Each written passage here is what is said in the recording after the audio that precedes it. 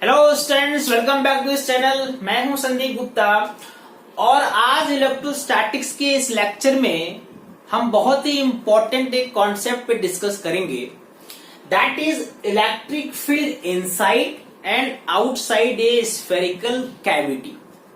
ये जो कैविटी वाला कॉन्सेप्ट है, इसके कारण इलेक्ट्रिक फील्ड निकालने पे बहुत सारे क्वेश्चंस आपको मिल जाएंगे और ये कॉन्सेप्ट आपको आगे चल के मैग्नेटिक फील्ड वाले चैप्टर में भी मिलेगा।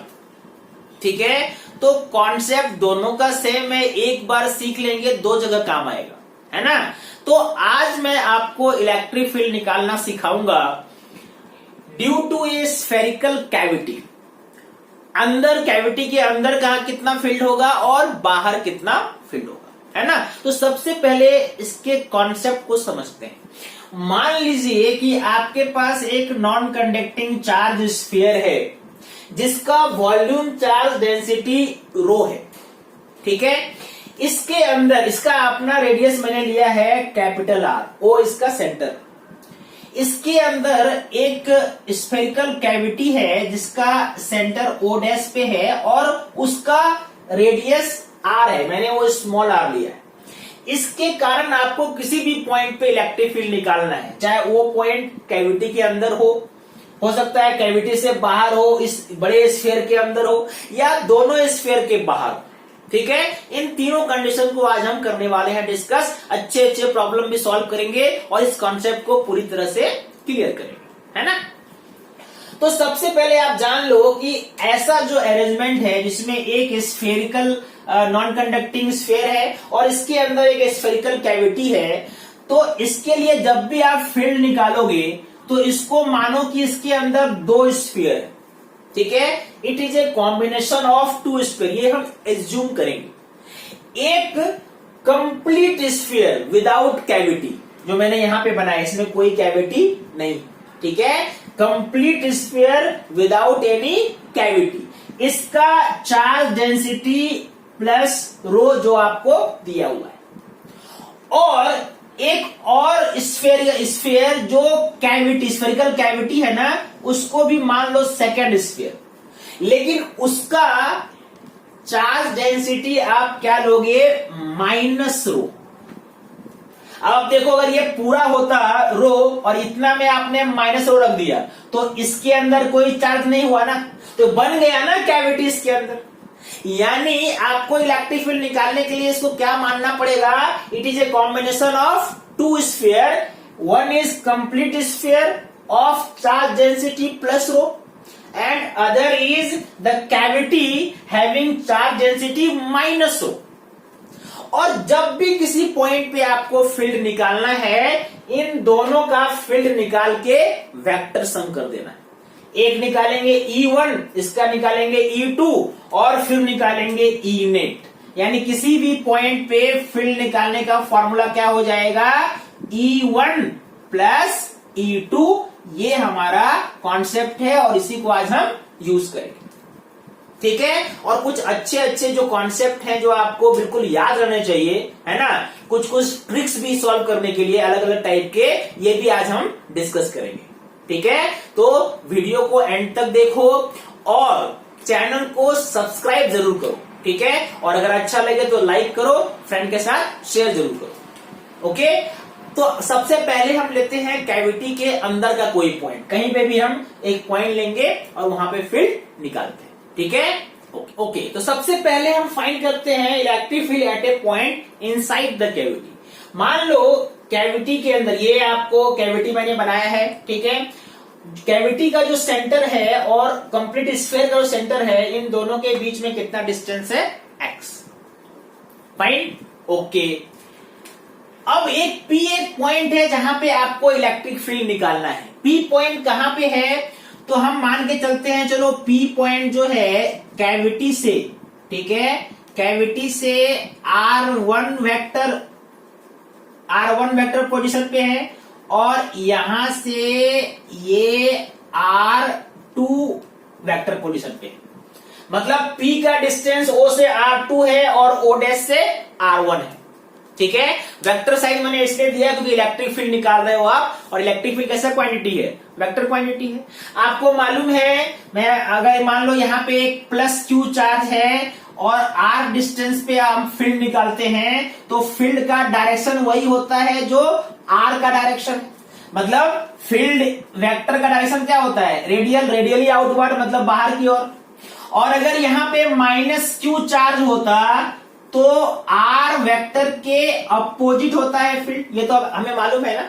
ठीक है, अब आपको वेक्टर पी पॉइंट पे इलेक्ट्रिक फील्ड निकालना है। मैंने क्या बोला था कि आप मानो यहाँ पे दो स्फीयर है, एक कंप्लीट स्फीयर जिसका चार्ज डेंसिटी प्लस रो है, और एक कैविटी जिसका चार्ज डेंसिटी माइनस रो है। पी पॉइंट जो है दोनों के अंदर है, कैविटी के भी अंदर है और बड़े स्फीयर के अंदर तो है ही, है ना। आपको मैंने बताया था इलेक्ट्रिक फील्ड इनसाइड ए स्फीयर, ये फॉर्मूला अगर आपको याद है तो ये फॉर्मूला इसका क्या था, ये था rho R by 3 epsilon not, rho R by 3, यही फॉर्मूला था ना। ये फॉर्मूला हम कैविटी के लिए भी लगाएंगे क्योंकि पॉइंट पी कैविटी के अंदर भी है, और इस बड़े स्फीयर के लिए भी लगाएंगे क्योंकि उसके अंदर भी वो पॉइंट है। ठीक है, तो पहले हम E1 फाइंड करेंगे। 1 जब मैं बोलूंगा तो ये बड़ा स्फीयर, और जो सेकेंड 2 निकालेंगे that is about the cavity.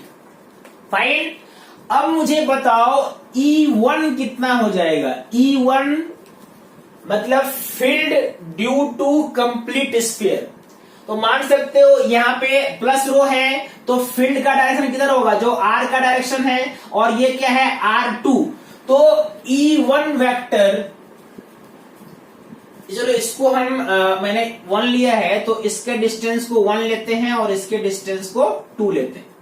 ठीक है, ताकि ये कंफ्यूजन नहीं हो आपको। E1 equal to R1 vector के अलोंग फील्ड है ना, यानी और फील्ड का वैल्यू कितना है, रो R1 बाय 3 एप्सिलॉन नॉट, और जो R1 का डायरेक्शन है वही फील्ड का डायरेक्शन है, तो वेक्टर क्या हो गया, E1 vector equal to rho R1 by 3 epsilon nought. Very good, ये field due to complete sphere, field due to complete sphere. Okay, अब E2 निकालो। E2 मतलब I am talking about the cavity having charge density minus. इसका अगर यहां पे देखोगे, चूंकि ये माइनस में है तो इसका जो फील्ड का डायरेक्शन होगा वो R2 के अपोजिट होगा, ऐसा होगा। ठीक है, ये E2 वेक्टर का डायरेक्शन होगा, है कि नहीं। कोई नेगेटिव चार्ज है तो नेगेटिव चार्ज का इलेक्ट्रिक फील्ड जो पोजीशन वेक्टर है उसके अपोजिट होता है। यानी अगर मैं E2 यहां पे लिखूं और पोजीशन वेक्टर अगर ये R2 है तो इसका अपोजिट मतलब minus rho R2 minus rho R2 3 epsilon not. Minus क्यों हुआ, क्योंकि नेगेटिव चार्ज है, और नेगेटिव चार्ज का इलेक्ट्रिक फील्ड क्या होगा, पोजीशन वेक्टर के जस्ट अपोजिट, है ना। ओके, ये कौन सा फील्ड है, फील्ड ड्यू टू कैविटी। ठीक है, और आपको पी, ये फील्ड जो आपने निकाला पी पॉइंट पे, इन दोनों के कारण, इन्हीं दोनों का जो वेक्टर सम होगा वही नेट फील्ड होगा। यानी नेट फील्ड अगर आपको निकालना है, नेट फील्ड एट पी, तो क्या लिखोगे, ये लिखोगे आप E1 vector plus E2 vector. E1 कितना आया था, E1 है रो R1 बाय 3 एप्सिलॉन नॉट, और ये है minus rho R2 by 3 epsilon naught. ठीक है, rho by 3 epsilon naught common ले लिया, R1 vector minus R2 vector. अब जरा सा इस ट्रायंगल पे ध्यान दीजिए, जो ट्रायंगल मैंने यहां पे बनाया है। ठीक है, ये O है, ये O डैश है, और ये आपका यहां पे P है। This vector is R1 vector, this vector is R2 vector and this is x vector, ठीक है, ये x वेक्टर है। अब जरा सा मुझे बताओ R1 माइनस R2 क्या होगा? वेक्टर एंगल ऐड करोगे ट्रायंगल मेथड से, x vector plus R2 vector, यहां क्या लिखोगे आप? x vector plus R2 vector is equal to R1 vector. तो x वेक्टर का फॉर्मूला क्या हो गया? R1 minus R1 vector minus R2 vector. That means R1 vector minus R2 vector can be written as x vector. यानी E जो हम निकाल रहे हैं इलेक्ट्रिक फील्ड एट P, ये क्या आ गया?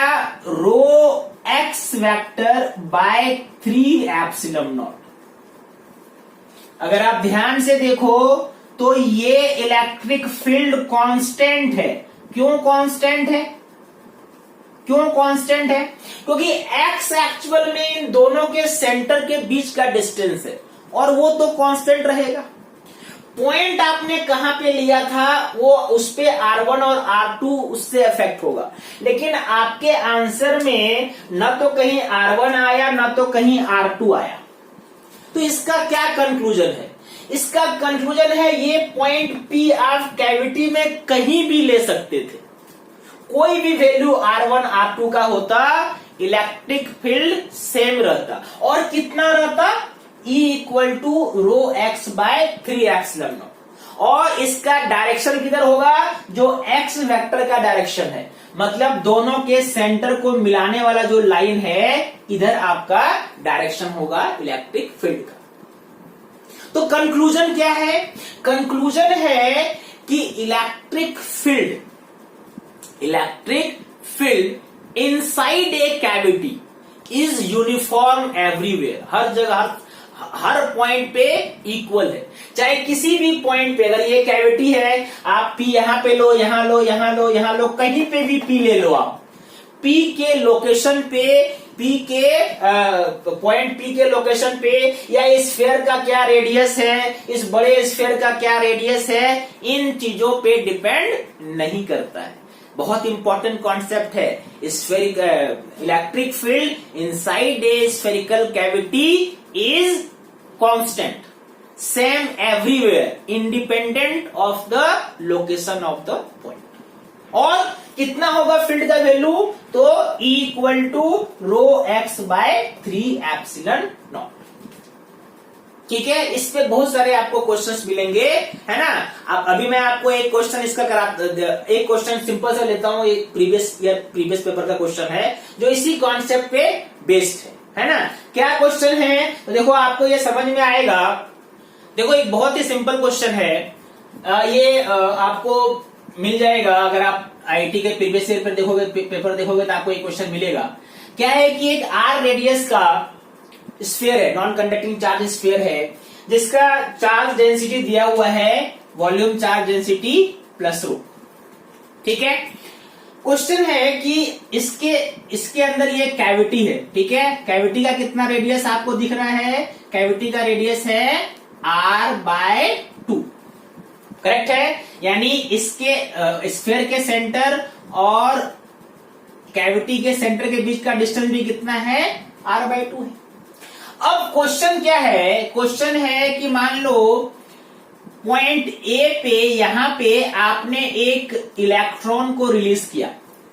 ठीक है, ए पे आपने एक इलेक्ट्रॉन को रिलीज किया, तो वो ओ पे कितनी देर बाद पहुंचेगा? What will be the time taken by electron to reach point O. ठीक है, अब देखो आपको मालूम है कि इलेक्ट्रॉन फील्ड का डायरेक्शन किधर होता है? अगर ये प्लस रो है तो फील्ड का डायरेक्शन होगा R/2 वेक्टर, मतलब फील्ड का डायरेक्शन इधर है। ठीक है, फील्ड का डायरेक्शन इधर है और इलेक्ट्रॉन हमेशा फील्ड के अपोजिट मूव करता है। तो जाहिर है कि ए यहां पे अगर आपने एक इलेक्ट्रॉन को रिलीज किया तो वो एक्सेलरेट होगा और कहां आ जाएगा? ओ पे आ जाएगा। ठीक है, सवाल है कितने टाइम के बाद आएगा।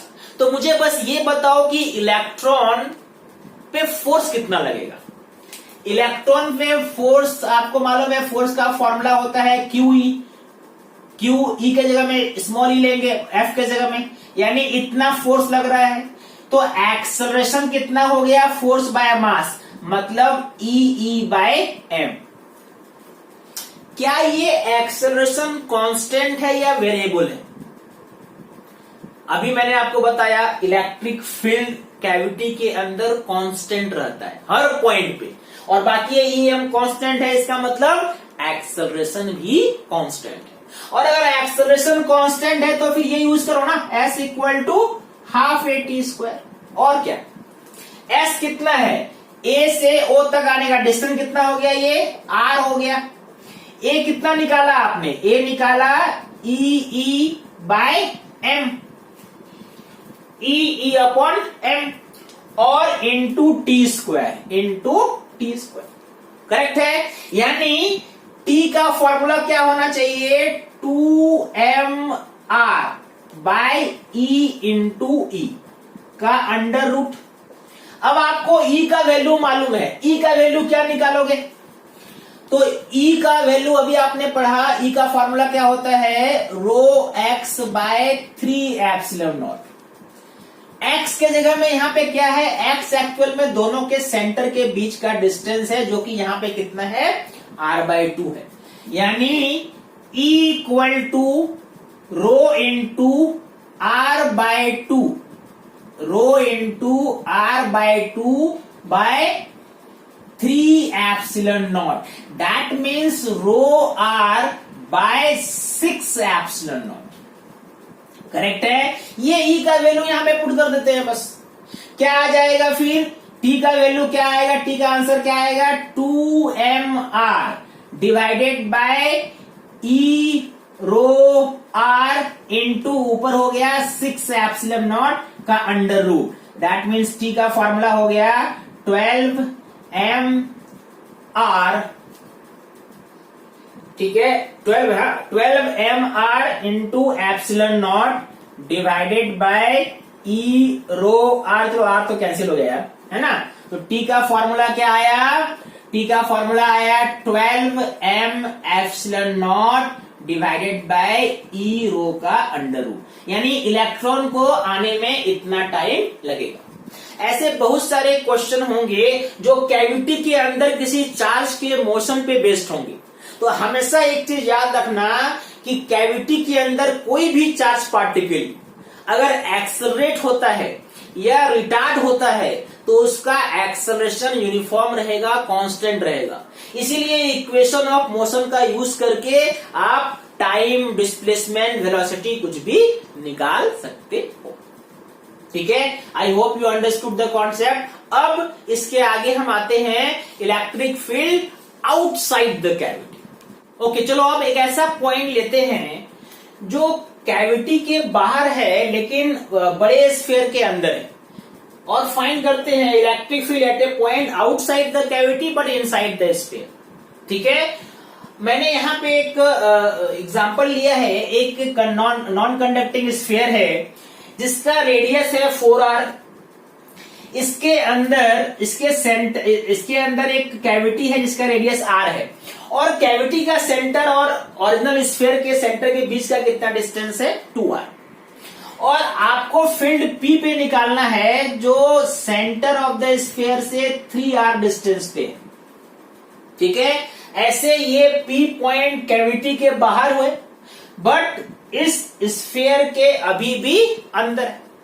तो आपको मैंने क्या बताया था कि यहां पे दो फील्ड निकालेंगे, एक तो पहला कंप्लीट स्फीयर का, और कितना उसका चार्ज डेंसिटी दिया हुआ है, वॉल्यूम चार्ज डेंसिटी प्लस रो, और दूसरा आप एज्यूम करोगे कैविटी के अंदर हम क्या एज्यूम करेंगे, कितना चार्ज डेंसिटी है उसका, माइनस रो। इन दोनों का फील्ड P पॉइंट पे निकाल के हम वेक्टर सम कर देंगे तो नेट फील्ड मिल जाएगा, है ना। तो सबसे पहले मुझे बताओ कि E1 क्या हो जाएगा, E1 equal to rho r by 3 epsilon not. Rho r कितना है, तो सेंटर से इस पॉइंट का कितना डिस्टेंस है, 3r, तो हम क्या लिखेंगे, 3r बाय 3 एप्सिलॉन नॉट। और चूंकि प्लस चार्ज है इसलिए फील्ड का डायरेक्शन पोजीशन वेक्टर के डायरेक्शन के एलोंग होगा, मतलब E1 जिधर आर का डायरेक्शन है, अगर आपने आर का डायरेक्शन ऐसे लिया है तो फील्ड का डायरेक्शन भी ऐसा ही होगा। ओके, रो 3 कैंसिल कर दो तो ये क्या हो जाएगा, rho R by epsilon naught, ये निकल गया E1 field at P due to complete sphere. Okay, अब निकालते हैं field due to cavity. Cavity के लिए ये P पॉइंट बाहर है, आउटसाइड पॉइंट है, और E आउटसाइड का आपको फॉर्मूला याद होना चाहिए, rho R cube by 3 epsilon nought R square, जहां पे कैपिटल आर उस स्फीयर का रेडियस है अपना, और स्मॉल आर उसके सेंटर से पॉइंट का डिस्टेंस है जहां पे फील्ड फाइंड करना है। अब यहाँ पे E2 अगर निकालेंगे तो ये हो जाएगा, रो उसका अपना रेडियस आर क्यूब ही है, और डिस्टेंस देखो इसके सेंटर से इसका डिस्टेंस 2r प्लस 3r कितना हो गया, 5r, that means 3 epsilon not 5r square.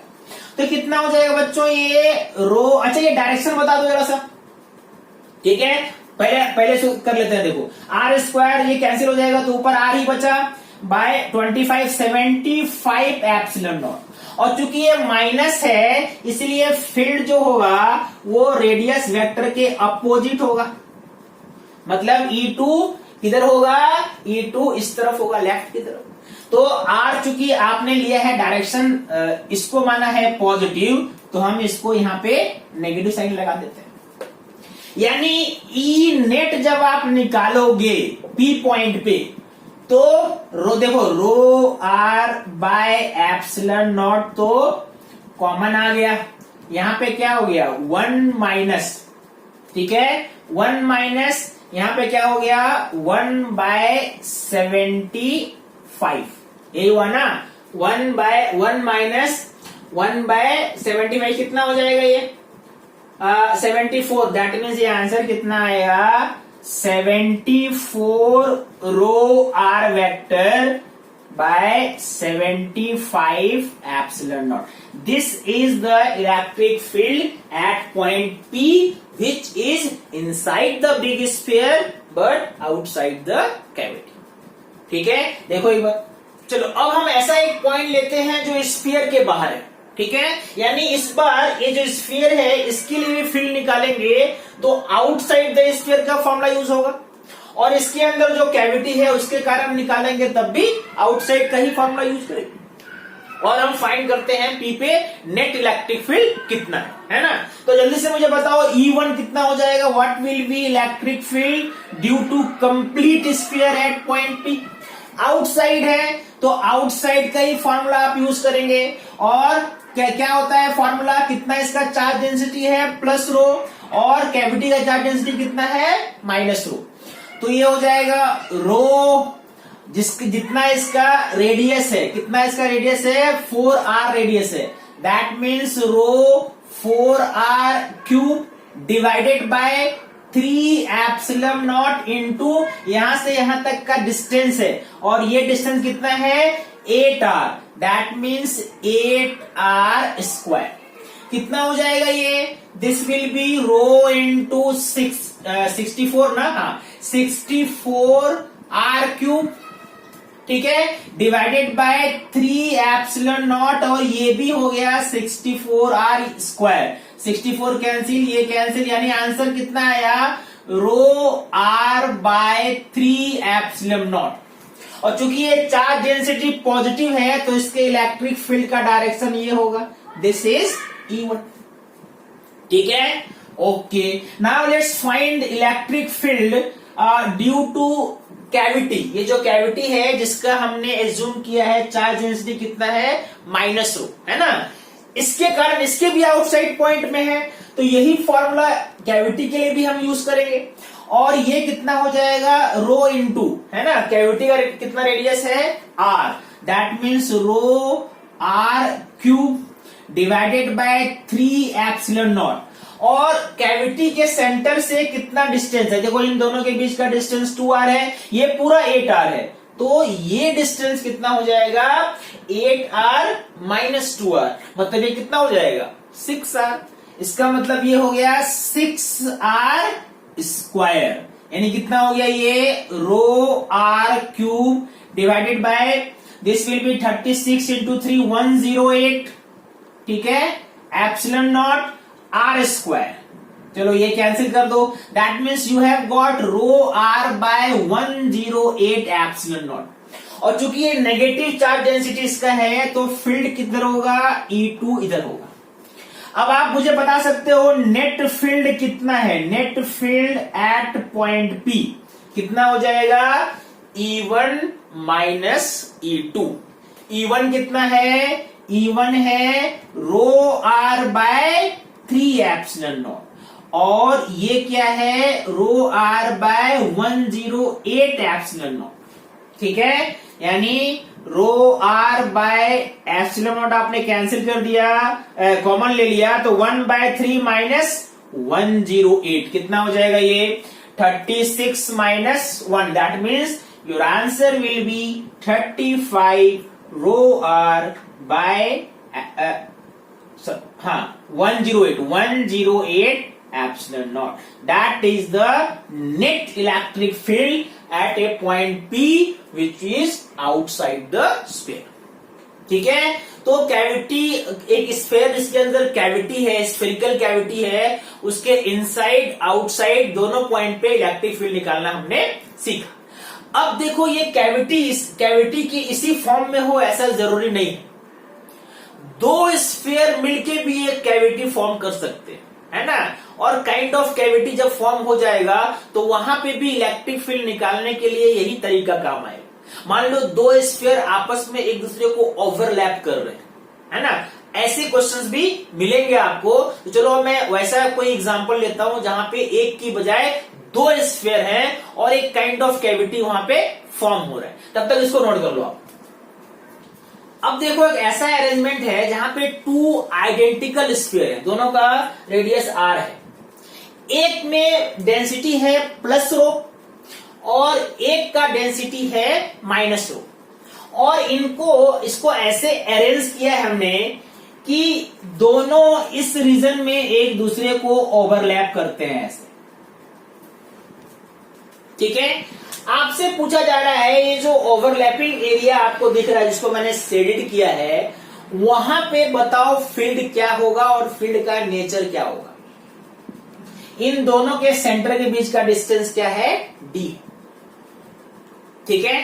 तो अगर आप ध्यान से देखो तो ये एक तरह से इसका प्लस रो है, ये माइनस रो है, ठीक है। तो यहाँ पे एक कैविटी बन गया ना, यहाँ पे कोई चार्ज नहीं है, तो अगर वो कैविटी का कॉन्सेप्ट है तो वहां पे फील्ड क्या होना चाहिए, यूनिफॉर्म होना चाहिए। लेकिन चलो इसको हम प्रूव भी करते हैं। मान लो कि आपने एक पॉइंट यहाँ पे P लिया और यहाँ पे आपको फील्ड निकालना है। O1 से ये जो है दिस इज R1 वेक्टर, और O2 से जो है दिस इज R2 वेक्टर, और ये मान लो दिया हुआ है आपको D वेक्टर, करेक्ट है, ओके। तो इस पॉइंट पे पहले बताओ E1 फील्ड कितना होगा, क्योंकि ये प्लस है इसलिए R1 के डायरेक्शन में ही फील्ड होगा, और वो कितना होगा, दोनों ही ये जो पॉइंट है इस स्फीयर के भी अंदर है और इसके भी अंदर है, तो इनसाइड वाला फॉर्मूला यूज करोगे और वो क्या हो जाएगा रो R1 बाय 3 एप्सिलॉन नॉट। ऐसे ही अगर मैं बोलूं ये E2 बताओ, तो E2 के लिए जो कभी ये माइनस है, तो माइनस है तो इस बार जो फील्ड होगा वो R2 के और जो वेक्टर है उसके अपोजिट होगा, मतलब minus rho R2 by 3 epsilon not. यानी नेट फील्ड अगर P पे निकालना है तो वेक्टर सम किया हमने E1 प्लस E2, तो यहां पे आप ध्यान से देखोगे तो रो बाय 3 एप्सिलॉन नॉट बाहर हो गया R1 माइनस R2, और आपको मालूम है R1 minus R2 equal to क्या होगा T। दैट मीन्स फील्ड का फॉर्मूला क्या आया rho D vector by 3 epsilon not. यानी फील्ड का वैल्यू जो है rho D by 3 epsilon nought uniform है, कांस्टेंट है। यानी ये जो शेडेड एरिया है इसमें किसी भी पॉइंट पे फील्ड का वही वैल्यू होगा, rho D by 3 epsilon nought. D क्या है? दोनों स्फीयर के सेंटर के बीच का डिस्टेंस। तो फील्ड यूनिफॉर्म हुआ कि नहीं? कांस्टेंट हो गया ना। यानी ऐसे अगर ओवरलैपिंग वाले कंडीशन में भी इलेक्ट्रिक फील्ड क्या होगा? यूनिफॉर्म। ठीक है, आपको अगर कॉन्सेप्ट समझ में आया तो देखो मैं आपको 2 प्रॉब्लम दे रहा हूं, आप इसको सॉल्व करो और मुझे बताओ आंसर क्या आएगा, कमेंट करो। ठीक है, अब देखो मैंने इस पे आपको 2 न्यूमेरिकल दिए हैं, दोनों को मैं पहले आपको एक्सप्लेन करता हूं। ये एक नॉन कंडक्टिंग स्फीयर है, इसमें आपको ये जो दिख रहा है ये कैविटी है। ठीक है, दिस इज ए कैविटी, ये आपका नॉन कंडक्टिंग स्फीयर है। आपको बताना है पी पे कितना फील्ड होगा। डायग्राम को देखो, डेंसिटी रो है प्लस रो है, और मुझे बताओ कौन सा option A B C D में कौन सा ऑप्शन करेक्ट है, मुझे कमेंट बॉक्स में लिखो। और दूसरा, ये एक सिलेंडर है मान लो, अभी मैंने आपको स्फेरिकल नॉन कंडक्टिंग स्फेरिकल लिया था, मान लो ये एक सिलेंडर है। ठीक है, और सिलेंडर के अंदर कैविटी है, और कैविटी के इनसाइड पॉइंट पी पे आपको बताना है फील्ड कितना होगा। उसके भी देखो 4 ऑप्शन है। यहाँ ये याद रखना कि सिलेंडर के अंदर फील्ड का फॉर्मूला क्या होता है। यहाँ पे तो हमने यूज किया था स्फीयर के अंदर फील्ड का फॉर्मूला, यहाँ पे सिलेंडर के अंदर फील्ड का क्या फॉर्मूला होता है, उसके हिसाब से सॉल्व करो। मुझे बताओ ए बी सी डी में कौन सा करेक्ट है, कमेंट बॉक्स पे मुझे बताओ। ठीक है, देख लो।